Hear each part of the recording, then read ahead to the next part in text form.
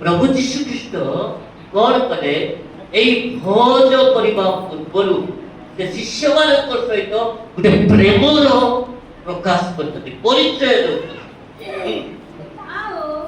रात्रि भोज समय रे देखो तो आउ रात्रि भोज समय रे जेतेबेले शैतान सिमोन रे पुत्र इस्करियोत यहूदा देखो तो सिटी एंटी लोक मध्य थिला शैतान जार जीवन रे देखो तो प्रभु शेष रात्र जे से जानले जे मोर समय पृथ्वी रे समाप्त हेबा पय जाउची आदि बाबू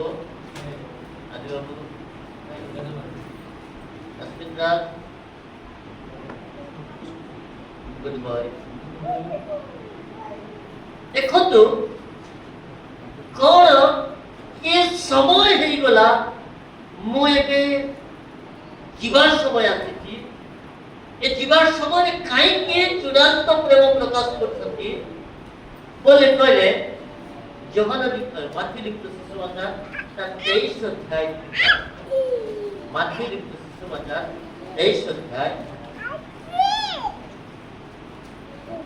माथि 23 पद ସେହି ସମୟରେ ଯୀଶୁ से समय यीशु ଲୋକ ସମୂହ हां ଓ ଆପଣ ଶିଷ୍ୟମାନଙ୍କୁ କହିଲେ ଶାସ୍ତ୍ରୀ ଓ ଫାରୁସୀ ମାନେ हां ମୋସାଙ୍କ ଆସନରେ ବସି ଅଛନ୍ତି हां ଅତଏବ हां ସେମାନେ ତୁମମାନଙ୍କୁ ଯାହା କିଛି କହନ୍ତି हां ତାହା ମାନ हां ଓ ପାଳନ କର हां ମାତ୍ର ସେମାନଙ୍କ କର୍ମ ଅନୁସାରେ हां କର୍ମ କର ନାହିଁ हां କାରଣ ସେମାନେ କହନ୍ତି हां କିନ୍ତୁ କରନ୍ତି ନାହିଁ हां ସେମାନେ ଗୁରୁଭାର हां ବନ୍ଧନ କରି हां ମନୁଷ୍ୟମାନଙ୍କ ସ୍କନ୍ଧରେ ଥୋଇଦେଇ ଅଛନ୍ତି हां କିନ୍ତୁ ନିଜେ ଅଙ୍ଗୁଳି ଦେଇ देखो ये 23 अध्याय आपण माने किछि पाठ करि के चलंतु जेति लेखा अछि यीशु को समय रे मध्य लोक मानक मध्य रे अर्थात साधुकी फारुसी एमानक मध्य रे मुख्य आसन पाई टिका टोडा चल मुई विवाह घरे गले मते फोन करी लोक पचार बार अछि को जगह रे गले मते प्रथम तेल देवार अछि मते सम्मान मिलबार अछि मई जति तार सेवा करबक ना म बड़ लोक बोलते खायबा सेही समय यीशु को समय मदद दिला सेटा पई काई कि यीशु ए शिष्य मानक सहित एई धर्म कृपार बोलछाबे अर्थात यीशु को जीवा समय उपस्थित हैला शत्रु हस्तर समर्पित हेबा समय जेतबेले उपस्थित हैला सेतबेले एई सेवा करि से अपना प्रेमर परिचय प्रेम को देखाले चूड़ांत प्रेम प्रकाश कर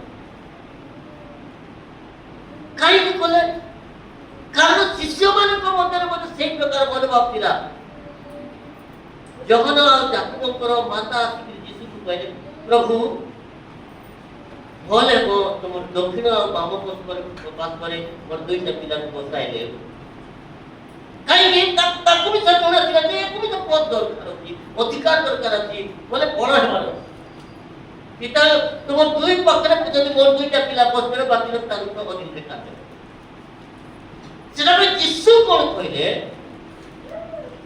कि ये माने जे प्रकार मोर शेष जीवा समय शत्रु हस्तरे समर्पित हेबा समय तापरे आ शिष्य मानक सहित मोर ए प्रकार आराधना प्रार्थना की हम मिलनता आसो कि नहीं गारंटी नहीं बोले से जानी करी कोन बोले से अपना चूड़ांत प्रेम प्रकाश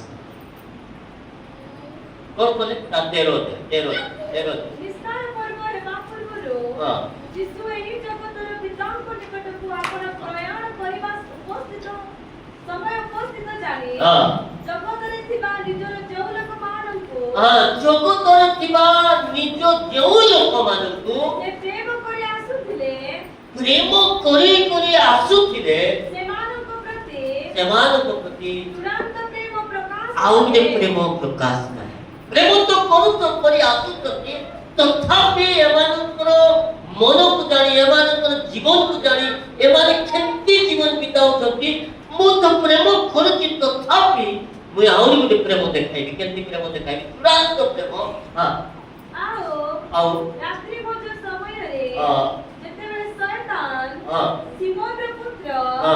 ଇସ୍କାରିଓତୀୟ ଜିହୁଦାର ହୃଦୟରେ ହଁ। ଯୀଶୁଙ୍କୁ ଶତ୍ରୁ ହସ୍ତରେ ସମର୍ପଣ କରିବା ନିମନ୍ତେ ହଁ। ସଂକଳ୍ପ ଜାତ କରି ସାରିଥିଲା। ସାରିଥିଲା। ସେତେବେଳେ ହଁ। ପିତା ଯେ ତାହାଙ୍କ ହସ୍ତରେ ହୁଁ। ସମସ୍ତ ବିଷୟ ସମର୍ପଣ କରିଅଛନ୍ତି ହଁ। ଓ ସେ ଯେ ଈଶ୍ୱର ନିକଟରୁ ହଁ। ଆସିଅଛନ୍ତି ହଁ। ଈଶ୍ୱରଙ୍କ ନିକଟକୁ ଯାଉଅଛନ୍ତି ଯାଉଅଛନ୍ତି। ଏହା ଜାଣି ହଁ। ସେ ଭୋଜନ ଆସନରୁ ଉଠି ଦେଖନ୍ତୁ ସେ ପ୍ରଭୁ ଭୋଜନ ଆସନରୁ ଉଠି ଆପଣାର ବସ୍ତ୍ର କାଢି ଆପଣାର ବସ୍ତ୍ର ଅର୍ଥାତ୍ ଜିହୁଦୀୟ ଲୋକମାନେ ଯୋଉ ବସ୍ତ୍ର ପିନ୍ଧୁଥିଲେ ସେଟା ହଉଛି ଆମେ ଜାଣିଛୁ ତାଙ୍କର ପୁରା ବେକରୁ ପାଦ ପର୍ଯ୍ୟନ୍ତ ବସ୍ତ୍ର ପିନ୍ଧୁଥିଲେ। କାହିଁକି ପିନ୍ଧୁଥିଲେ ତାଙ୍କର ବସ୍ତ୍ର ଜିହୁଦୀ ଏବେ ମଧ୍ୟ ଜିହୁଦୀ ଲୋକମାନଙ୍କୁ ଦେଖୁଥିବେ ସେଇ ପ୍ରକାର ବସ୍ତ୍ର। ସେଥିପାଇଁ ସେ କଣ କଲେ ଏ ବସ୍ତ୍ର କାଳେ ମଇଳା ନ ହବ ସେଥିପାଇଁ କଣ କଲେ ଯେତିକି 3 ଦିନ ଯିବ ସେଟା ପାଇଁ ସେ ବସ୍ତ୍ରକୁ କାଢିଲେ। ଏହା ଏହା ଜାଣି ସେ ଭୋଜନ ଆସନରୁ ଉଠି ଆପଣାର ବସ୍ତ୍ର କାଢିଲେ ଗୋଟିଏ ଗାମୁଛା ଘିନି ଗୋଟେ ତାୱାଲ ନେଇ ଆପଣାର କଟି ବନ୍ଧନ କଲେ ଅଣ୍ଟାରେ ବାନ୍ଧିଲେ। ତତ୍ପରେ ହଁ। ସେ ପାତ୍ରରେ ଜଳ ଢାଳିଲେ ଆଉ ପାଣି ଗୋଟେ ପାତ୍ରରେ ନେଲେ ପୁଣି ଶିଷ୍ୟମାନଙ୍କ ପାଦ ଧୋଇ ଦେଇ ଯୀଶୁ ଶିଷ୍ୟମାନଙ୍କର ପାଦକୁ କଣ କଲେ ଧୋଇ ଦେଇ ଆପଣା କୋଟିରେ ବନ୍ଧା ହୋଇଥିବା ନିଜେ ଅଣ୍ଟାରେ ବାନ୍ଧିଥିବା ତାୱାଲ ଗାମୁଛାରେ ହଁ ପୋଛିବାକୁ ଲାଗିଲେ। ତାଙ୍କର ପାଦକୁ ପୋଛି ଯୀଶୁଙ୍କର କରିବାର ଆବଶ୍ୟକ ନଥିଲା। କାହିଁକି କଲେ? କାହିଁକି ଏମାନେ ଯେ ପ୍ରକାର ଗର୍ବିତ ନ ହୋଇ ସେବା କରିପାରିବେ, ଏମାନେ ନିଜକୁ ନମ୍ର କରିପାରିବେ। ଆଜି ଆମେ କୌଣସି ଜାଗାରେ ଯିବା ଯଦି ଗୋଟେ ଭଲ ସ୍ଥାନ ଯଦି ମିଳିବ ନାହିଁ ବୋଲି କହିଲେ ସେଟାକୁ ଆମେ ସେଇ ଜାଗାକୁ ସେଇ ଯେଡ଼େ ବଡ଼ ପଦ ହେଇଥାଉ ଯେଡ଼େ ବଡ଼ ଭଲ ଜାଗା ହେଇଥାଉ ଆମେ ତାକୁ କଣ କରିଥାଉ ଆମକୁ ଭଲ ଲାଗିଲା ନାହିଁ। ଆମର ମନୋବଳକୁ ତ ଶିଷ୍ୟମାନଙ୍କର ମନୋବଳକୁ ସେ ଯାହାକୁ ପ୍ରେମ କରୁଥିଲେ ସେମାନଙ୍କର ମନକୁ ଜିଣିବା ପାଇଁ ପ୍ରଭୁ କଣ କଲେ ନିଜେ ଆପଣା ଚୂଡ଼ାନ୍ତ ପ୍ରେମ ପ୍ରକାଶ କାହିଁକି କଲେ କି ନିଜ ଠାରୁ ଅନ୍ୟକୁ ଶ୍ରେଷ୍ଠ ସେ ପ୍ରକାର ମନେ କରିବା। ଯୀଶୁ ପିତାଙ୍କ ନିକଟକୁ ଯିବା ସମୟ ଉପସ୍ଥିତ ହେଲା ପରେ ଯିବା ପୂର୍ବରୁ ଏଠି ଗୋଟେ ଉପଦେଶ ଦେଲେ, ଏଠି ଗୋଟେ ତାଙ୍କୁ ଶିକ୍ଷା ଦେଲେ ଯେ ନିଜକୁ ନିଜ କରି ଅନ୍ୟକୁ ଉପରକୁ ଉଠାଇବା। ତାପରେ ଆମେ ଦେଖୁଛୁ ମାତୃ ଲିଖିତ ସୁସମାଚାର 26 ଅଧ୍ୟାୟ 17 ପଦ ତଳେ ପଢିବା କଣ ଲେଖା ଅଛି ଦେଖନ୍ତୁ। ପରେ ଗମ୍ଭୀର ଶୂନ୍ୟ ରୋଟି ଗମ୍ଭୀର ଶୂନ୍ୟ ରୋଟି ପର୍ବର ପ୍ରଥମ ଦିନରେ ପ୍ରଥମ ଦିନ ଅର୍ଥାତ୍ ନିସ୍ତାର ପର୍ବର ପ୍ରଥମ ଦିନ। ଆଜି ହଉଛି ନିସ୍ତାର ପର୍ବର ପ୍ରଥମ ଦିନ।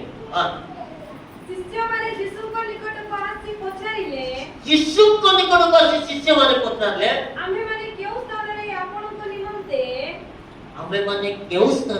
ଆପଣମାନଙ୍କ ନିମନ୍ତେ ନିସ୍ତାର ପର୍ବର ଭୋଜ ପ୍ରସ୍ତୁତ କରିବୁ। କଣ କରିବୁ? କାହାକୁ ପଚାରିଲେ? ଯୀଶୁଙ୍କୁ ପଚାରିଲେ। ଆଜି ଆମେ କେତେ ଲୋକ ଅଛୁ ଯେ ପ୍ରଭୁ ମୁଁ ଏ କାମ କରିବି କି ନାହିଁ ବୋଲି ପଚାରବା ଲୋକ ଅଛୁ। ପ୍ରଥମରେ ଆମେ ଯୀଶୁଙ୍କୁ ମୁଖ୍ୟ ସ୍ଥାନ ଦଉଛୁ। ପ୍ରଭୁଙ୍କୁ ପଚାରିଲେ କଣ ବୋଲି ପ୍ରଭୁ ଆମେ ତୁମ ପାଇଁ ଗୋଟେ କାମ କରିବା ପାଇଁ ଯାଉଛୁ, ନିସ୍ତାର ପର୍ବର ଭୋଗ ପ୍ରସ୍ତୁତ କରିବା ପାଇଁ ଯାଉଛୁ, ଆମେ ତୁମ ପାଇଁ କୋଉଠି କରିବୁ? ତାପରେ ଅର୍ଥ ପଦରେ ଯୀଶୁ କହିଲେ ନଗରରେ ଯାଇ ଅମୁକ ଲୋକଙ୍କ ନିକଟକୁ ଯାଇ କୁହ ସେ ଲୋକର ନାମ ନା ଅମୁକ ନା କେମିତି କଣ କହିଲେ କି ନାମ ଏଇଠି ନା তুমি নগরକୁ ଯିବ ଗୋଟେ ଲୋକ ଦେଖ। କହିଲେ ନଗରରେ ଯାଇ ଅମୁକ ଲୋକଙ୍କ ନିକଟକୁ ଯାଇ କୁହ ଗୁରୁ କହୁଅଛନ୍ତି ମୋହର ସମୟ ସନ୍ନିକଟ କାଳ ସନ୍ନିକଟ ମୁଁ ମୋର ଶିଷ୍ୟମାନଙ୍କ ସହିତ ତୁମ ଗୃହରେ ବିସ୍ତାର ପର୍ବ ପାଳନ କରିବି। ସେଥିରେ ଶିଷ୍ୟମାନେ ଯୀଶୁଙ୍କ ଆଦେଶ ଅନୁସାରେ ପର୍ବ କରି ଦେଖନ୍ତୁ ଏଠି ଲେଖା ହେଇଛି କଣ ଲେଖା ଅଛି କି ଯୀଶୁକୁ ପଚାରିଲେ ଯୀଶୁ ଗୋଟେ କଥା କହିଲେ। ଯୀଶୁ ଚାହିଁଲେ ସେ ଗାଁ ଲୋକର ନାମ ଜଲ୍ଦି ଦେଇଥାନ୍ତି, ସେ ଗାଁ ଲୋକର ନାମ କିଏ ନାମ ଦେଇ ଦେଇଥାନ୍ତି। ମାତ୍ର ଯୀଶୁ କହିଲେ ଅମୁକ ଲୋକ ଘରେ ଯାଅ ବୋଲି।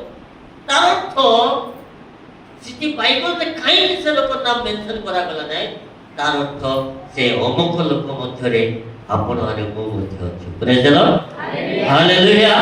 ସେ ଯୀଶୁ ଚାହୁଁଛନ୍ତି ଆମର ଘରେ ଆମର ସାଙ୍ଗରେ ସେ ବିସ୍ତାର କରିବ। ବାର ବାର ଆପଣ ମାନ କଲେ ଆମ ମଣ୍ଡଳୀକୁ କହିଲା ଦେଖନ୍ତୁ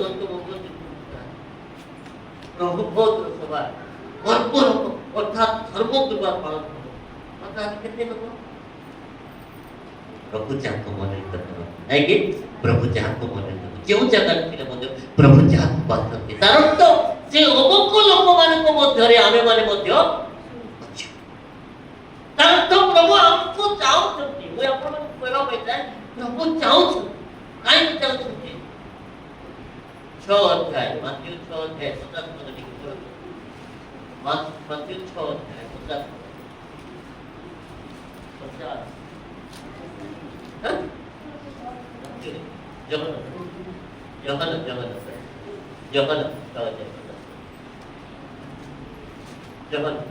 କେହି ଯେପରି ଭୋଜନ କରି ମୃତ୍ୟୁ ଭୋଗ ନ କରେ କଣ ନ ହୁଏ ମୃତ୍ୟୁ ଭୋଗ ନ ମରବ। କେହି ଭୋଜନ କରି ମୃତ୍ୟୁ ଭୋଗ ଯେ ପ୍ରକାର ନ କରେ ଏଥି ନିମନ୍ତେ ସ୍ୱର୍ଗରୁ ଅବତରଣ କରିବା ଆହାର ଏହି ଅଟେ। ଆହାର ଏହି ପ୍ରଭୁଙ୍କ କୋଉଠୁ ଆସିବା ଆହାର ସ୍ୱର୍ଗରୁ ଆସେ।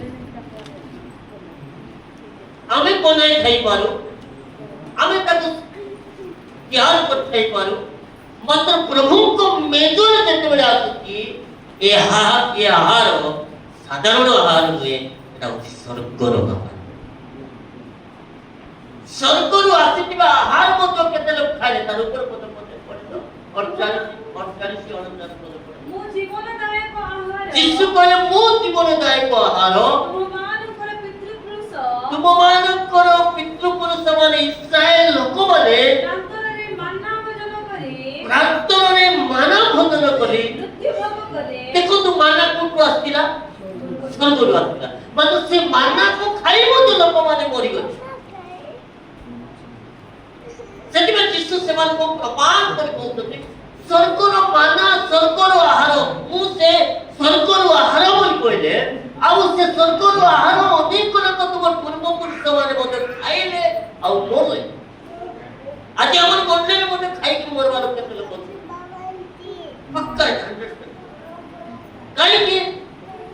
ଯଦି ପରମେଶ୍ୱରଙ୍କର ବ୍ୟବସ୍ଥା ପରମେଶ୍ୱରଙ୍କର ନିୟମକୁ ଯେ ଅମାନ୍ୟ ରାତି ଯେ ପରମେଶ୍ୱରଙ୍କ ବ୍ୟବସ୍ଥାରୁ କର୍ଣ୍ଣକୁ ଫେରାଇ ଦେବାର ପ୍ରାର୍ଥନା ତାର ଉପର ପଦର ପଦରେ ଅଛି 28 ଅଧ୍ୟାୟରେ ତାର ଉପର ପଦରେ ଆମେ 8 ପଦରେ ପଢିଛୁ, ତାର 7 ପଦରେ 9 ପଦ ପଢିଛୁ, ତାର 7 ଆଉ 8 ପଦ ପଢିଲେ 28 ଗୀତ ପଦେ ରାଶି ପଢା ଗୀତ ପଦେ যে ব্যবস্থা মানে সে বুদ্ধিমান পুত্র কে সেকেন্ডি পুত্র ব্যবস্থাକୁ যে মানব পুଣି ପ୍ରଭୁଙ୍କର ବାକ୍ୟକୁ ଯେ ମାନବ ପୁଣି ସେକେଣ୍ଡି ପୁତ୍ର ବୁଦ୍ଧିମାନ ପୁତ୍ର ପୁଣି ଯେ ପ୍ରେତାର୍ଥୀ ମାନଙ୍କ ସଙ୍ଗୀ ହୁଏ ଯେ ପ୍ରେତାର୍ଥୀ ମାନଙ୍କର ସଙ୍ଗୀ ହୁଏ। ପ୍ରେତାର୍ଥୀ ବୋଲି କଣ? ଖାଇଲା ମାନଙ୍କର ଯୋଉଠି ହେଲେ ଦେଖାଅ ସୁପ୍ ଖାଅ, ଚାଉମିନ ଖାଅ, ପକୋଡା ଖାଅ। ଆଗରେ ଥିଲା ପକୋଡି, ଏବେ ହେଲା ପକୋଡା। ତା ନାମକୁ ଚେଞ୍ଜ ହେଇଗଲା ନାଇଁ କି? ଆଗରେ ପକୋଡି ବୋଲି ଚୁନାରେ ବନାଇକି ଦଉଥିଲେ, ଏବେ ପକୋଡା କରୁଛନ୍ତି ଚୁନା ଆଉ ମାଂସକୁ ମିଶାଇକି ପକୋଡା। ଏଠି ଲେଖା ହେଇଛି যে ବ୍ୟବସ୍ଥାକୁ ମାନବ ସେ କେତେ ବୁଦ୍ଧିମାନ ପୁତ୍ର। ପୁଣି ଯେ ପ୍ରେତାର୍ଥୀ ମାନଙ୍କର ସଙ୍ଗୀ ହୁଏ ଯେ ପ୍ରେତାର୍ଥୀ ଲୋକମାନଙ୍କର ସଙ୍ଗୀ ହୁଏ ସେ ଆପଣା ପିତାକୁ ଲଜ୍ଜା ଦିଏ। ସେ ଆପଣା ପିତାକୁ କଣ କରେ? ତା ପିଲା ଜନ୍ମ ହେଲା କିଛି ଲାଭ। ପରମେଶ୍ୱରଙ୍କର ବ୍ୟବସ୍ଥା ତାଙ୍କର ପଦ ଯେଉଁ ଲୋକ शुद्ध ଓ ବୁଦ୍ଧି ଦ୍ୱାରା ଆପଣା ସମ୍ପତ୍ତି ବୃଦ୍ଧି କରେ बुद्धि द्वारा अपना संपत्ति वृद्धि करे ସେ ଦିନହୀନ ପ୍ରତି ଦୟା କରି ପାଏ ତାହା ସଞ୍ଚୟ କରେ से दिनहीन पाई दया करी से संचय करे ତାପରେ ଯେଉଁ ଲୋକ ବ୍ୟବସ୍ଥା ଶୁଣିବାରେ ଆପଣା କର୍ଣ୍ଣ ଯେଉଁ ଲୋକ ବ୍ୟବସ୍ଥା ଶୁଣିବାରେ अपना କର୍ଣ୍ଣକୁ ଫେରାଏ ତାହାର ପ୍ରାର୍ଥନା ହିଁ ଘୃଣାର ବିଷୟ ତାହାର ପ୍ରାର୍ଥନା କେତେ ବିଷୟ ତାତଳେ ଆଜି ପଟେ କାଟିଲେ ତାତଳ ଯେଉଁ ଲୋକ ସରଳ ଲୋକକୁ ମନ୍ଦ ପଥରେ ଯିବାକୁ ବୁଲାଏ ଯେଉଁ ଲୋକ ସରଳ ଲୋକକୁ ମନ୍ଦ ପଥରେ ଯିବାକୁ ବୁଲାଏ ସେ ସ୍ୱକୃତ ଖାତରେ ଆପେ ପଡ଼ିବ ସେ ସ୍ୱକୃତ ହାତରେ ଗାତରେ ଖାତରେ ଆପେ ପଡ଼ିବ ଆପେ ମାତ୍ର ସିଦ୍ଧ ଲୋକେ ମଙ୍ଗଳ ଅଧିକାର କରିବେ ସିଦ୍ଧ ଲୋକ କଣ କରିବେ ମଙ୍ଗଳ ଅଧିକାର ମଙ୍ଗଳକୁ ଅଧିକାର ଏମିତି କେତେକ ମଧ୍ୟ ଅଛନ୍ତି ଆଜି କାହିଁକି ଜିନିଷଟା ପ୍ରାର୍ଥନା ସେ ସରଳ ଲୋକକୁ ବୁଲାଇ କରି ତା ରାସ୍ତା ନେଇଯିବା ଯାହାର ସବୁଦିନ ପାଇଁ ପ୍ରାର୍ଥନା କାହିଁକି ଏସବୁ ବ୍ୟବସ୍ଥାକୁ ଆପଣମାନଙ୍କ ପାଖରେ କୁହାହଉଛି କାହିଁକି ପ୍ରଭୁଙ୍କ ଲୋକମାନେ ଆସି କହୁଛନ୍ତି କଣ ପାଇଁ କହୁଛନ୍ତି ଜାଣିବା ପାଇଁ ଦେଖନ୍ତୁ ଏଇ ହିତୋପଦେଶ 28 ଅଧ୍ୟାୟ ଯଦି ଆମେ ଆପଣମାନେ ପଢି ଯିବେ ବହୁତ ଗୁଡ଼ାଏ ବିଷୟ ସେଟା ପାଇଁ ମୁଁ ସବୁଦିନ କହୁଛି 1 ତାରିଖରେ 1 ଅଧ୍ୟାୟ 2 ତାରିଖରେ 2 ଅଧ୍ୟାୟ 3 ତାରିଖରେ 3 ଅଧ୍ୟାୟ 4 ତାରିଖରେ 4 ଅଧ୍ୟାୟ ହିତୋପଦେଶ ପୁଣି ଚାଲିକୁ ଯାଆନ୍ତୁ ବସରେ ବସିକରି ମଧ୍ୟ ଆଜିକାଲି ଆପଣମାନଙ୍କ ମୋବାଇଲରେ ମଧ୍ୟ ବାକି ଅଛି ପଢ଼ନ୍ତୁ ଟିକେ ହିତୋପଦେଶ ପ୍ରତିଦିନ ଏ ମାସରେ 31 ଅଧ୍ୟାୟ ଅଛି 31 ଅଧ୍ୟାୟ ଯାକ 31 ତାରିଖ ଯାକ ସବୁ ସେଟା ଦେଇଛନ୍ତି ପ୍ରତ୍ୟେକ ମନୁଷ୍ୟକୁ ଗୋଟେ ଗୋଟେ ଦିନ ପାଇଁ ଗୋଟେ ଗୋଟେ ପଦ ଗୋଟେ ଅଧ୍ୟାୟ ଦେଇଛି ପଢବା ଦରକାର କଣ ପାଇଁ ପଢବା ଦରକାର ବ୍ୟବସ୍ଥାରୁ ଆମର ଖଣ୍ଡ ଯେତିକି ଫେରାଇ ନଉ ସେଥିପାଇଁ ଯୀଶୁ କହିଲେ ଶିଷ୍ୟମାନଙ୍କୁ କହିଲେ ଯୀଶୁକୁ ଆସି ଶିଷ୍ୟମାନଙ୍କୁ କହିଲେ ପ୍ରଭୁ ବ୍ୟବସ୍ଥା ଜାଣିଥିଲେ ଏଟା ନିୟମ ଜାଣିଥିଲେ ନିସ୍ତାର ପର୍ବ ତୁମ ପାଇଁ ଆମେ କୋଉଠି ପାଳନ କରୁ କେଉଁ ଜାଗାରେ ଆମେ ପାଳନ କରୁ ଯୀଶୁ କହିଲେ ଗୋଟେ ମନୁଷ୍ୟର ନାମକୁ ନେଲେ ନାହିଁ ଅମୁକ ଜାଗାରେ ଅମୁକ ଘରେ ଯାଇକି କହିବ ପ୍ରଭୁ ତୁମ ଘରେ ନିସ୍ତାର ପର୍ବ ପାଳନ କର ଆଜି ଆମ ଜୀବନରେ ପ୍ରଭୁ ଚାହୁଁଛନ୍ତି ଆମ ସହିତ ପର୍ବ ପାଳନ ଏ ପ୍ରଭୁ ଯଦି ତା ଜୀବନ ଯଦି ଖାଉ ନାହିଁ ନେଉ ନାହିଁ ପ୍ରଭୁ ଗ୍ରହଣ କରୁନାହିଁ ବୋଲେ ଆମେ ଜାଣିବା ଦରକାର ଯେ ସେ ମନୁଷ୍ୟ ଠାରେ ଜୀବନ ନାହିଁ ନିଶ୍ଚିତ ବୃଦ୍ଧି କରୁଛି ଏଟା ହଉଛି ସୁନିଶ୍ଚିତ କାହିଁକି ଜୀବନ ନେଲ କାହିଁକି କଣ ବୋଲି ଖାଉଛି ସେ ମରବ କାହିଁକି ସ୍ୱର୍ଗର ଆହାର ଖାଇକରି ମଧ୍ୟ ଅନେକ ଲୋକ ପୂର୍ବପୁରୁଷମାନେ କଣ ହେଲେ ମୃତ୍ୟୁବରଣ କଲେ କେହି ଯେପରି ଏଇ ଖାଦ୍ୟ ସ୍ୱର୍ଗରୁ ଅବତୀର୍ଣ୍ଣ ଆହାରକୁ ଭୋଜନ କରି ନ ମରେ ଏଥି ନିମନ୍ତେ ସ୍ୱର୍ଗରୁ ଅବତରଣ କରିଥିବା ଆହାର ଏହି ଅଟେ এই মেজরে যেটা রক্ষা যাচ্ছে এটা হচ্ছে স্বর্গর অবতীর্ণ এই আহার যদি কে খাই কিন্তু ন মরে তারপরে কোন ମୁଁ ସ୍ୱର୍ଗରୁ ଅବତୀର୍ଣ୍ଣ ସେହି ଜୀବନ୍ତ ଆହାର ଯୀଶୁ କହିଲେ ମୁଁ ସ୍ୱର୍ଗରୁ ଅବତୀର୍ଣ୍ଣ ସେହି ଜୀବନ୍ତ ଆହାର କେହି ଯଦି ଏହି ଆହାର ଭୋଜନ କରେ କେହି ଯଦି ଏହି ଆହାର ଭୋଜନ କରେ ସେ ଅନନ୍ତ କାଳ ପର୍ଯ୍ୟନ୍ତ ଜୀବିତ ରହିବ ପ୍ରେଜ୍ ଦ ଲର୍ଡ ହାଲେଲୁୟା ସେ କେତେ ଦିନ ଜୀବିତ ରହିବ ଅନନ୍ତ କାଳ ପର୍ଯ୍ୟନ୍ତ ଆମେ ଅନନ୍ତ କାଳ ବଞ୍ଚିବା ପାଇଁ ଇଚ୍ଛା ନାହିଁ ଆମେ 60 70 80 ବର୍ଷ ଜୀବନକୁ ବିତାଇବା ପାଇଁ ଚାହୁଁ ଅନନ୍ତ ଜୀବନର ଅଧିକାରୀ ହେବା ପାଇଁ କାହାକୁ ଇଚ୍ଛା ନାହିଁ ଯଦି ଅନନ୍ତ ଜୀବନର ଅଧିକାରୀ ହେବା ହେଇଥାନ୍ତା ଆଜି ଅନେକ ଲୋକ ଏଇ ଜାଗାରେ ଆସି ବସି ଅନନ୍ତ ଜୀବନ ପାଇବାକୁ କାହାକୁ ଇଚ୍ଛା ନାହିଁ ଅନନ୍ତ ଜୀବନ କାହାକୁ ଦରକାର ଯେଉଁ ଲୋକମାନେ ବ୍ୟବସ୍ଥାକୁ ଶୁଣିବେ ଯେଉଁ ଲୋକମାନେ ପ୍ରାର୍ଥନା କରିବେ ଆରାଧନା କରିବେ ପ୍ରଭୁଙ୍କର ନିୟମକୁ ମାନିକି ଚାହିଁବେ ପ୍ରଭୁଙ୍କର ବାକ୍ୟ ଅନୁସାର ଜୀବନକୁ ବିତାଏ ଅନନ୍ତ ତାକୁ ମିଳିବ ଅନନ୍ତ ଜୀବନ ତାଙ୍କରେ କଣ ଲେଖାନ୍ତି ଯେ ଏହି ଆହାର ଭୋଜନ କରେ ସେ ଅନନ୍ତ ଜୀବନ ସେ ଅନନ୍ତ କାଳ ପର୍ଯ୍ୟନ୍ତ ଜୀବିତ ରହିବ। ହଁ ମୁଁ ଯେଉଁ ଆହାର ଦେବି ଦେବି। ତାହା ମୋହର ମାଂସ। କଣ କହିଲେ ଯୀଶୁ? ମୋହର ମାଂସ। ମୁଁ ତାହା ଜଗତର ଜୀବନ ନିମନ୍ତେ ଦେବି। କାହାର ପାଇଁ ଦେବେ ସେଟା? ଜଗତର ଜୀବନ ନିମନ୍ତେ। ପ୍ରେଜ୍ ଦ ଲର୍ଡ। ହାଲେଲୁୟା। ସେଥିପାଇଁ ଏ ପ୍ରଭୁମତ ମେଜ କାହିଁକି ପ୍ରସ୍ତୁତ କରାଯାଉଛି? ଯେ ଯଦି ଏ ମେଜର ଅଂଶୀ ହେଉନାହାନ୍ତି ତାଠାରେ ଜୀବନ ଦେଖାଇ। যে যদি মোর রক্ত মাংস পান করব না তাহলে জীবন নাই। যদি প্রভুଙ୍କ মেজର ଅଂଶୀ ଆମେ ହେଉଛୁ କିଛି ନାହିଁ, ଦାନ ଦକ୍ଷିଣା କିଛି ଆବଶ୍ୟକ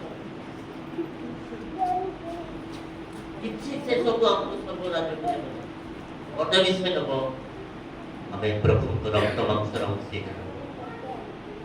ସେଥିପାଇଁ ଯୀଶୁ କହିଲେ ଉଦାହରଣ ସ୍ୱରୂପ ଶେଷ ଦିନରେ ଶେଷରେ ଶତ୍ରୁ ହସ୍ତରେ ସମର୍ପିତ ହେବା ସମୟର ସେଇ ରାତ୍ରିରେ ଗୋଟେ ବିଷୟ ଯୀଶୁ କହିଲେ କଣ ବୋଲିକିରି, ଯେ ପ୍ରକାର ମୁଁ ପରମେଶ୍ୱରଙ୍କ ପିତାଙ୍କ ନିକଟକୁ ଯିବାର ସମୟ ମୋର ପହଞ୍ଚି ଯାଇଛି, ସେଥିପାଇଁ କଣ କରିବି, ଗୋଟେ ଚୂଡ଼ାନ୍ତ ପ୍ରେମ ପ୍ରକାଶ କରିବି। ଆଉ କଣ କରିବି, ଏମାନେ ମୁଁ ବଡ଼ ତୁ ବଡ଼ ସେ ବଡ଼ ଏ ବଡ଼ ବୋଲବା ଲୋକମାନେ ଯେମିତି ନିଜକୁ ବଡ଼ ବୋଲି ଭାବନା କରିବା ଲୋକମାନେ ଯେମିତିକି ସେବା କରିପାରିବେ ଜଗତରେ, ସେଥିପାଇଁ ସେଇ ପ୍ରେମ ପ୍ରକାଶ କଲେ। ଆଉ କଣ କଲେ, ଶିଷ୍ୟମାନଙ୍କର ପାଦକୁ ଧୋଇବା ପାଇଁ ହେଲେ ବୁଝିଦେବେ।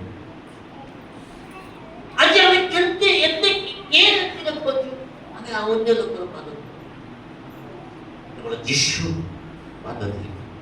ତେବେ ଆମର ଜୀବନର ଉଦାହରଣ ସ୍ୱରୂପ ହେବା ଦରକାର, ଆମର ପ୍ରେମର ପରିଚୟ ଦେବା। ଆମେ ଯେତିକି ବଡ଼ ବୋଲି ଭାବନା ନ କରି ମୁଁ ଛୋଟ, ସେଥିପାଇଁ ପ୍ରଭୁ କହିଲେ ଯେ নত ହେବ ତାକୁ ଯଥା ସମୟରେ ଉନ୍ନତ କର, ନାଇଁକି ଯେ নত ହେବ ତାକୁ ଉନ୍ନତ କର।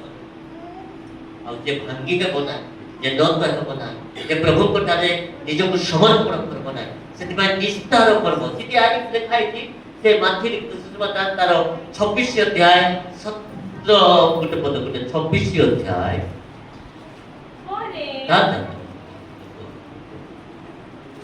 ତାର 24 ପଦ ଲେଖା ଅଛି। ଦେଖো 24 ପଦ। ମନୁଷ୍ୟ ପୁତ୍ରଙ୍କ ବିଷୟରେ ଯେପରି ଲେଖା ଅଛି, ମନୁଷ୍ୟ ପୁତ୍ରଙ୍କ ବିଷୟରେ ଯେପରି ଲେଖା ଅଛି, ସେହିପରି ସେ ପ୍ରୟାଣ କରୁଅଛନ୍ତି ସତ୍ୟ, ସେ ସେମିତି ଚେଷ୍ଟା କରୁଛନ୍ତି, ସେ ପ୍ରକାର ଚାହୁଁଛନ୍ତି ସତ୍ୟ, କିନ୍ତୁ ଯେଉଁ ଲୋକ ଦ୍ୱାରା ମନୁଷ୍ୟ ପୁତ୍ର ଶତ୍ରୁ ହସ୍ତରେ ସମର୍ପିତ ମନୁଷ୍ୟ ପୁତ୍ର ଶତ୍ରୁ ହସ୍ତରେ ସମର୍ପିତ ହେଉଅଛନ୍ତି, ହେଉଅଛନ୍ତି, ସେ ଦଣ୍ଡର ପାତ୍ର। ସେ କେମିତି ଲୋକ?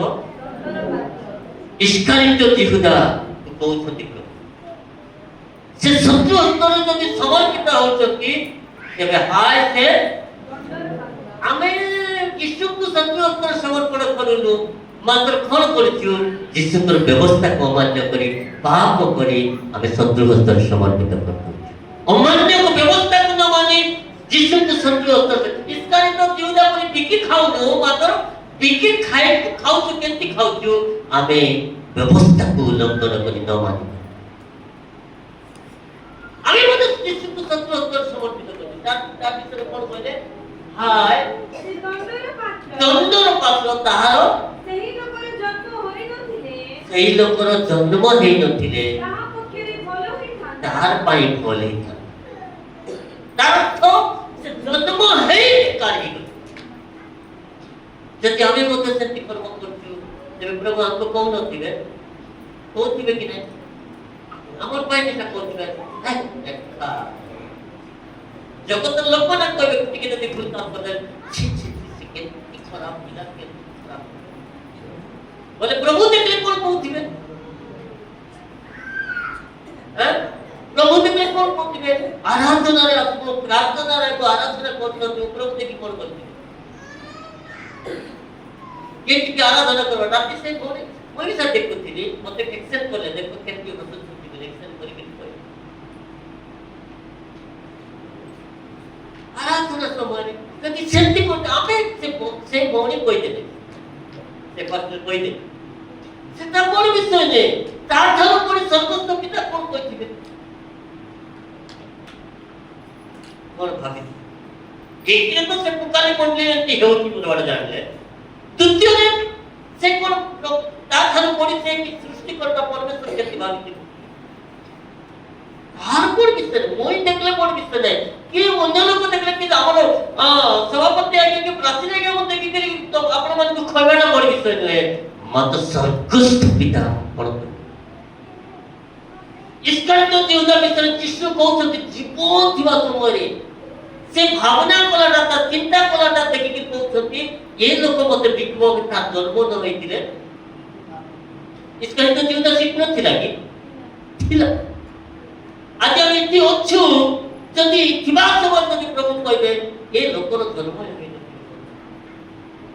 ମା ବାପା ପାଇଁ କଳଙ୍କ ଗାଁ ପାଇଁ କଳଙ୍କ ଦେଶ ପାଇଁ କଳଙ୍କ ଗୃହ ପାଇଁ କଳଙ୍କ ପରିବାର ପାଇଁ କଳଙ୍କ ସମସ୍ତ ପାଇଁ କଳଙ୍କ ମଧ୍ୟ ଯଦି ପ୍ରଭୁ ଯାକୁ ହାୟ ଦଣ୍ଡର ପାତ୍ର ବୋଲି କଲେ ସେ ବିନାଶ ହୋଇଯିବ ଇସ୍କାରିୟତ ଯିହୁଦାକୁ ସେତିକି କହିଲା ବେଳକୁ ତା ଜନ୍ମ ନ ହେଇଥିଲେ ଭଲ ହୁଅନ୍ତା ସେ ଯାଇକି କଣ ହେଲା ସେ ମରଲା କି ନିଜେ ଫାଶିକି ମରବ ତାର ଅର୍ଥ ନା ସ୍ୱର୍ଗର ନା ପୃଥିବୀର ସେ କୋଉ ଜାଗା ଜାଣିଛନ୍ତି ଯେଉଁମାନେ ଫାଶି ହେବେ ସେମାନେ କୋଉ ଜାଗା ଥିବେ ଜାଣିଛନ୍ତି କୋଉ ଜାଗା ଥିବେ ଏ ବାହିନୀ କରି ଇଚ୍ଛି ଗୋଟେ ଦିନ ସିଦ୍ଧି ତାର ଆତ୍ମା ସ୍ଥିରତା ରହିବ ନାହିଁ ସେଥିପାଇଁ ସେ କହିଲେ ହାୟ ସେ ତାର ପାଇଁ ମୋତେ ଭଲ ହେଲା ନାହିଁ ସେ ଜନ୍ମ ନ ହେଇଥିଲେ ଭଲ ଆଜି ଆମ ଜୀବନର ମଧ୍ୟ ସେ ପ୍ରକାର ଯଦି ଅଛି ଆମକୁ ବି ସବୁ ପ୍ରଭୁ କହିଲେ ଜନ୍ମ ନ ହେଇଥିଲେ ଆମକୁ ନା ନର୍କର ଭିତରେ ଜାଗା ମିଳିବ ନାହିଁ କି ସ୍ୱର୍ଗର ଭିତରେ ଜାଗା ମିଳିବ ନାହିଁ କୋଉଠି ମିଳିବ ଏଣେ ତେଣେ ଭ୍ରମଣକାରୀ ଯେମିତି ଯେମିତି କହିଲେ ତାକୁ କହିଲେ କହିବାକୁ ତୁମେ ପୃଥିବୀରେ ପଳାତକ ଭ୍ରମଣକାରୀ ସେ କହିଲା ପ୍ରଭୁ ମୁଁ ବୁଲବା ସମୟରେ ପଳାଇବା ସମୟରେ କେ ଯଦି ମୋତେ ମାରିଦେଲେ କେତେ ମୋତେ ନ ମାରବା ପାଇଁ ଗୋଟେ ଚିହ୍ନ ଦଉଛି ଗୋଟେ ଚିହ୍ନ କାଟି କି ଚିହ୍ନ ଦେଇଛି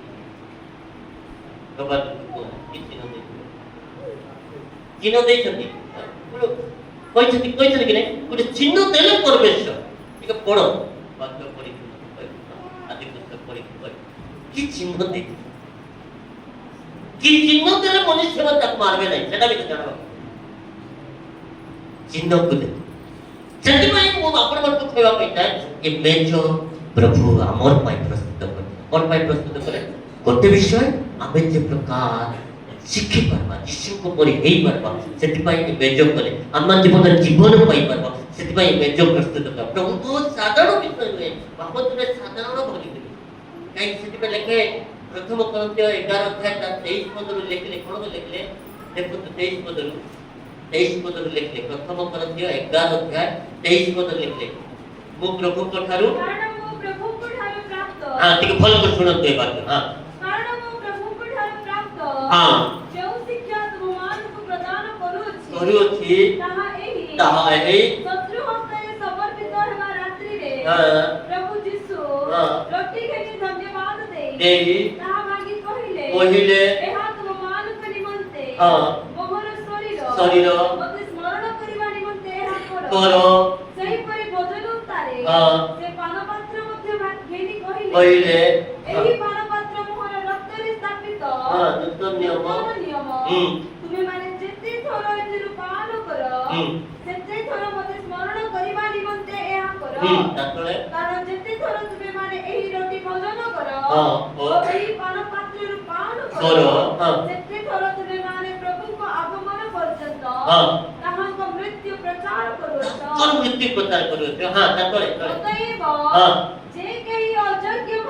ଯେ କେହି ଅଯୋଗ୍ୟ ଭାବରେ ପ୍ରଭୁଙ୍କର ଏହି ରୋଟି ଭୋଜନ କରେ କିମ୍ବା ଏହି ପାତ୍ରରୁ ପାନ କରେ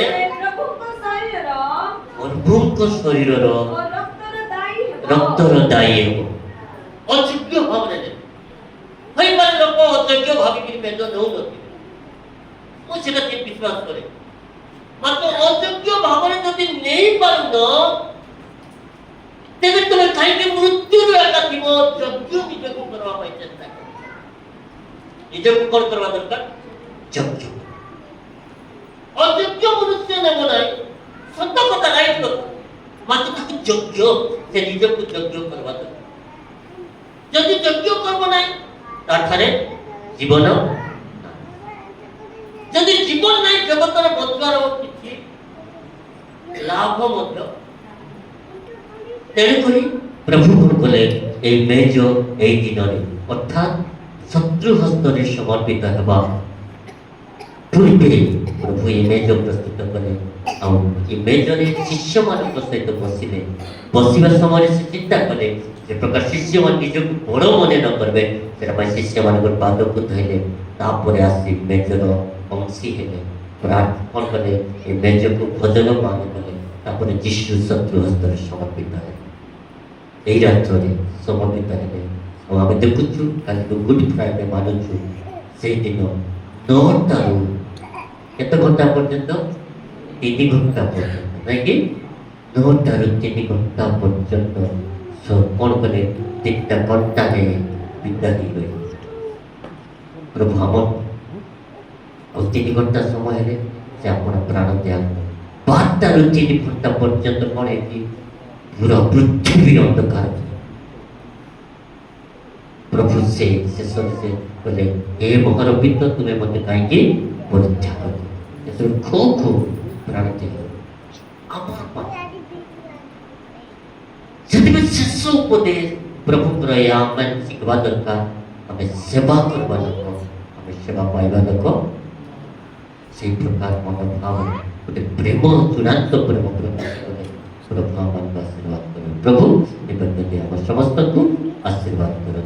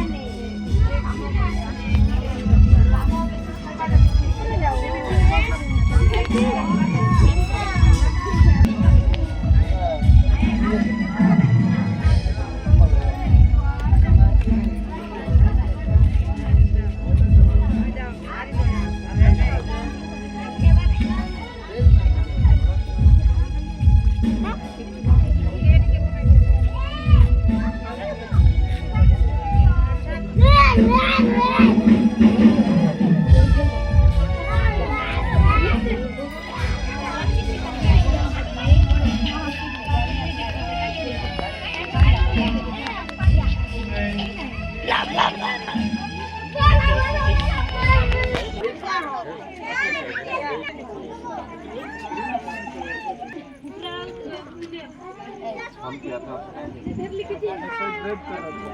असेंबली बुढ़े 2 दिन प्रोग्राम 2 दिन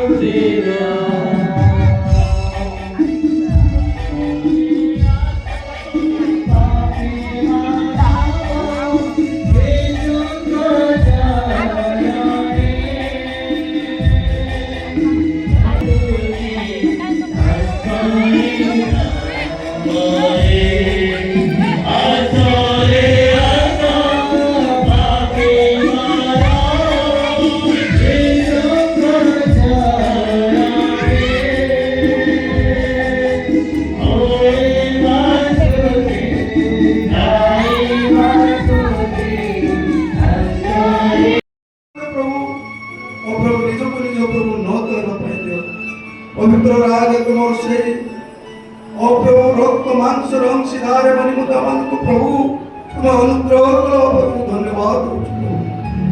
ଦେଇଥିବା ଦାସମାନଙ୍କୁ ମଧ୍ୟ ତୁମକୁ ଧନ୍ୟବାଦ ଦଉଛୁ ପ୍ରଭୁ। ସେମାନଙ୍କର ପ୍ରଭୁ ଅନେକ ପ୍ରଭୁ ଚିତ୍ତ ଗୁଣରେ ପ୍ରଭୁ ଆମମାନଙ୍କୁ ତୁମେ ତାଙ୍କର ଆଚାର ବ୍ୟବହାର ସହିତ ଆମମାନଙ୍କୁ ଜଡ଼ିତ ପବିତ୍ର ପରମେଶ୍ୱର ତୁମର ସେଇ ଆଚାର ବ୍ୟବହାରରେ ପ୍ରଭୁ ଆମମାନଙ୍କୁ ଇଙ୍ଗିତ କରି ପ୍ରଭୁ ଆମମାନଙ୍କୁ ସେ ପଥର ଗମନ କରିବା ନିମନ୍ତେ ଆମକୁ ସାହାଯ୍ୟ କର। ପବିତ୍ର ପରମେଶ୍ୱର ବାବା ତୁମକୁ ଧନ୍ୟବାଦ ଦଉଛୁ। ଏଠାରେ ଯେତେ ଭାଇ ଭଉଣୀମାନେ ଏକତ୍ରିତ ହଉଛୁ ପ୍ରଭୁ ତୁମର ରକ୍ତ ମାଂସର ଅଂଶୀଦାର ନିମନ୍ତେ ଆମକୁ ସାହାଯ୍ୟ କର। ପ୍ରଭୁ ଆମମାନଙ୍କୁ ଯଜ୍ଞ କରା ପ୍ରଭୁ ତୁମକୁ ଧନ୍ୟବାଦ ଦଉଛୁ। ଗୌରବ ପ୍ରଶଂସା ମହିମା ପୂଜା ଗୁଣ ତୁମକୁ ଦେଇ ତୁମ ପ୍ରାର୍ଥନା ଉତ୍ସବ କରି ମାଗୁଛୁ। गृहस्थरे समर्पित मनांतरे प्रभु यीशु रोटी खाई ऊर्ध्व धरि धन्यवाद दे ताहा भांगी शिष्यମାନଙ୍କୁ ଦେଇ କହିଲେ ଏ ଆମର ଶରୀର ତୁମେ ଆଣି ଭୋଜନ କର। ତୁମେ ଯେତେ ଥର ଏଥିରେ ଭୋଜନ କରିବ ସେତେ ଥର ଆମର ମୃତ୍ୟୁର ପ୍ରଚାର କରିବ।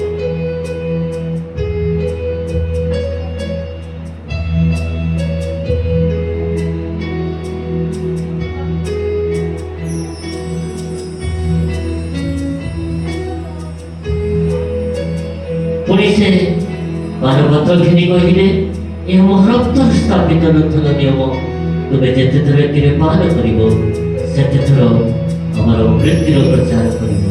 प्रभु ए बेजक तुम हस्तगत करुअछु प्रभु यह तुम मांस एवं रक्तरे परिणत कर हमें जेते लोक भोजन पान करिवो प्रभु समस्त जे प्रकार पवित्र हेबो पूरी जगत को जय करिवो पाप को जय करिवो अभिशाप को जय करिवो अमंगल को जय करिवो रोग को जय करि प्रभु तुम निकटरे भक्ति मुसित गतिरे सहायता करो अनुग्रह करो दया करो आशीर्वाद करो ए बेजर अंशी दिवस समस्त तुम दास दासी मानको समस्त को पवित्र करो यज्ञ करो तुम निमंत्रण व्यवहार करो धन्यवाद दउछु प्रार्थना सुनियछ प्रभु महिमा तुमको दे आदर तुमको दे प्रभु ए प्रार्थना ये बेजों को तो मनोस्तर श्रवण करते प्रार्थना जिससे तना माने पाते भाई माने प्रथम रे आसीबे तापर भौणी माने आसी ये बेजों रूप नहीं दिबे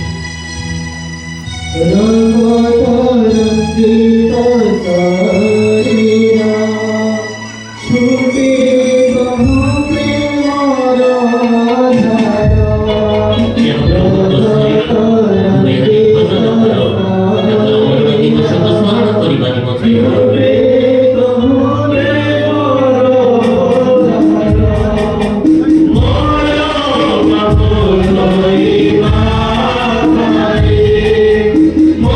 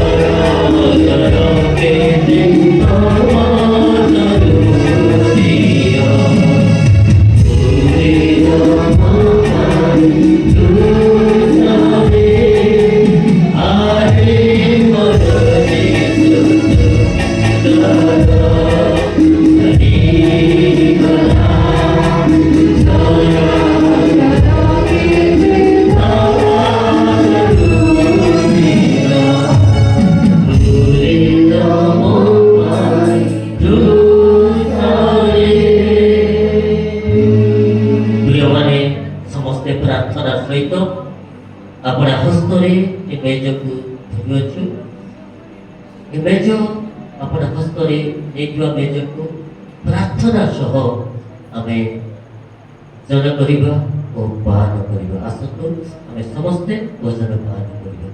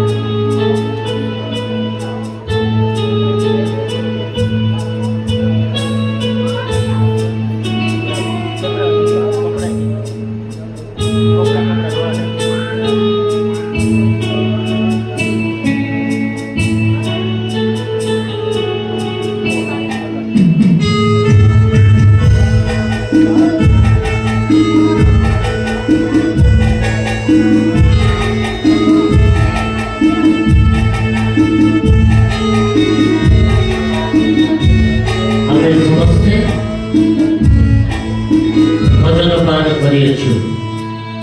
ପ୍ରିୟମାନେ ଆମେ ଭୋଜନ ପାନ କରିଥିବା ସତ୍ତ୍ୱେ ମଧ୍ୟ ଆମମାନଙ୍କ ମଧ୍ୟରେ ପ୍ରଭୁଙ୍କ ମେଜର ଏହି ରକ୍ତ ମାଂସ ଅନେକ ବଳିଯାଇଛି। ଏ ବଳିଯାଇଥିବା ମେଜ ସେମାନଙ୍କୁ ସଂକେତ ଦିଏ ଆଜି ଆମମାନଙ୍କ ପରିବାର ଠାରୁ, ଆମମାନଙ୍କର ମଣ୍ଡଳୀ ଠାରୁ, ଆମମାନଙ୍କର ପଡ଼ୋଶୀ ଠାରୁ, ଆମର ଗାଁ ଠାରୁ ଅନେକ ଲୋକ ଏ ମେଜର ଅଂଶୀ ହେବାର ବାକି ରହିଛି। ସେମାନେ ଆସିବେ ଯୀଶୁଙ୍କ ନିକଟକୁ। ଯଦି କେହି ଜଳ ଦୀକ୍ଷା ନେଇ ଜଳ ଦୀକ୍ଷା ନେବେ, ବାପ୍ତିସ୍ମ ନେଇ ପ୍ରଭୁ ଅଂଶୀ ହେବେ। ଆଉ ଯେ ଯଦି ପ୍ରଭୁ ଅଂଶୀ ହେବା ପାଇଁ ନିଜକୁ ଯୋଗ୍ୟ କରିଛନ୍ତି ସେମାନେ ଆସି ଅଂଶୀ ହେବେ। ଏହି ପ୍ରକାରେ ଏ ମେଜ ଯେତେବେଳେ ପୃଥିବୀରେ ଶେଷ ହେଇଯିବ, ସ୍ୱର୍ଗରେ ପ୍ରକାଶିତ ବାକ୍ୟ ଲେଖା ଅଛି, ସ୍ୱର୍ଗରେ ଗୋଟେ ମହାଭୋଜ ହେବ। ଆଉ ଯୀଶୁ ସେ ମହାଭୋଜ ଆମମାନଙ୍କୁ ଆପଣା ହସ୍ତରେ ଭୋଜନ ପାନ କରାଇବେ। ସେଇ ଦିନର ଅପେକ୍ଷା କରୁ କରୁ ଆଜି ଆମେ ନିଜକୁ, ଏ ଜଗତକୁ, ପାପକୁ, କ୍ଲେଶକୁ, ସମସ୍ତ ପ୍ରକାର ଦୁଃଖ କଷ୍ଟକୁ ଜୟ କରି ସ୍ୱର୍ଗକୁ ଯିବା ପାଇଁ ନିଜକୁ ଯୋଗ୍ୟ କରିବା। ପ୍ରଭୁ ଆମମାନଙ୍କୁ ଅନୁଗ୍ରହ କରିବେ, ସେ ରାଜ୍ୟରେ ଆମମାନଙ୍କୁ ନେବେ, ତାଙ୍କ ରାଜ୍ୟରେ ଅଂଶୀ କରାଇବେ। ସେଥିପାଇଁ ଏଇ ମେଜ ଆମେ ଆଜି ନେଇଛୁ। ଆସନ୍ତା ପ୍ରଭୁ ଯିବା ପୂର୍ବରୁ ଆମେ କାହା ନିମନ୍ତେ ପ୍ରାର୍ଥନା କରିବା, ଜଣକ ନିମନ୍ତେ ପ୍ରାର୍ଥନା କରିବା, କାହା ନିମନ୍ତେ ଆମେ କାହା ପାଖରେ ଯାଇ ଆମେ ପ୍ରଭୁଙ୍କର ବାକ୍ୟ ସୁସମାଚାର ପ୍ରଚାର କରିବା, ତାଙ୍କ ସାକ୍ଷୀ ହେବା ଆଉ ତାଙ୍କ ରାଜ୍ୟକୁ ବୃଦ୍ଧି କରିବା। ସମସ୍ତେ ଚକ୍ଷୁ ବନ୍ଦ କରିବା, ପ୍ରାର୍ଥନା କରିବା। Praise the lord. Hallelujah, hallelujah, hallelujah, hallelujah. ଧନ୍ୟବାଦ ପ୍ରଭୁ, ଧନ୍ୟବାଦ ପ୍ରଭୁ।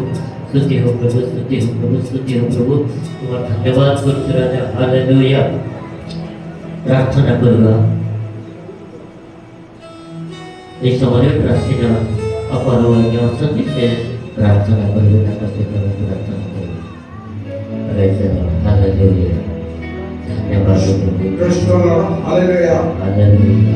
ধন্যবাদ পিতা পরমেশ্বর।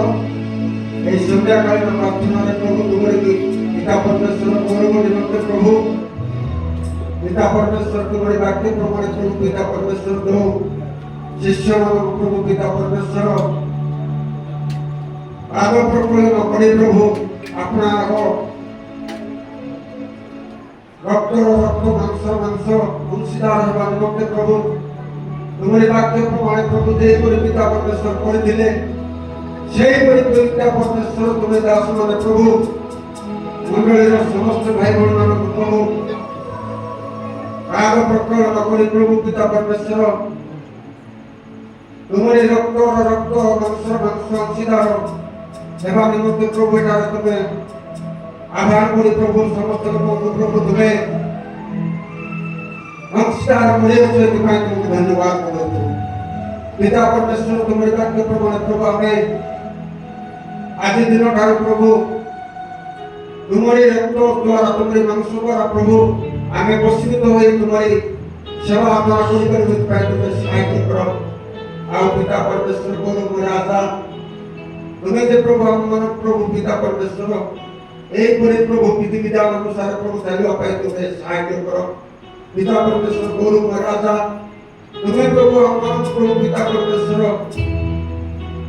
আহ্বান করি প্রভু তুমি বহুমূল্য প্রভু পিতা পরমেশ্বর আমার পাপ পাই প্রভু তুমি রক্ত ধরাই প্রভু পিতা পরমেশ্বর আমার পাপ নিমন্তে প্রভু তুমি হত এଥିପାଇଁ প্রভু পিতা পরমেশ্বর আমাদের সমস্ত লোক তোমার সেবা আরাধনা করা এଥିପାଇଁ তুমি সাহায্য করো বলে প্রার্থনা করো পিতা পরমেশ্বর গৌরব রাজা আমি দেখিবার চাইবার কথা ক্রিয়ার ভাবনার প্রভু যা যা ভুল রোডটা করে দেয় সেগুলো দয়া করে তুমি ক্ষমা করো পিতা পরমেশ্বর গৌরব রাজা প্রত্যেক আগামী দিনମାନଙ୍କରେ প্রভু প্রত্যেক দিন প্রভু তোমারি বাক্য প্রমাণে চালিয়ে বলতে চাই তুমি সাহায্য করো এই সমস্ত ভারত সমস্ত প্রার্থনা যিশুଙ୍କ নামରେ प्रभु शिखाइदिवा प्रार्थना करिबा हे हमर सर्वस्वपिता तुम नाम पवित्र होइबा तुम राज्य आसु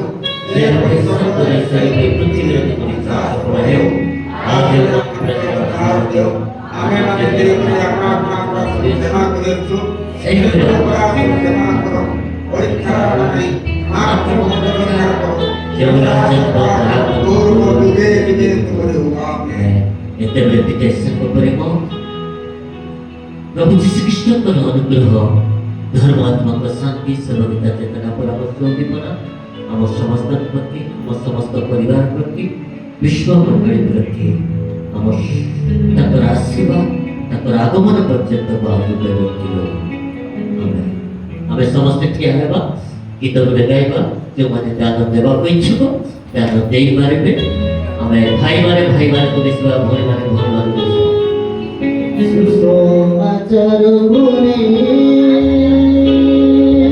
প্রতিগান জীবা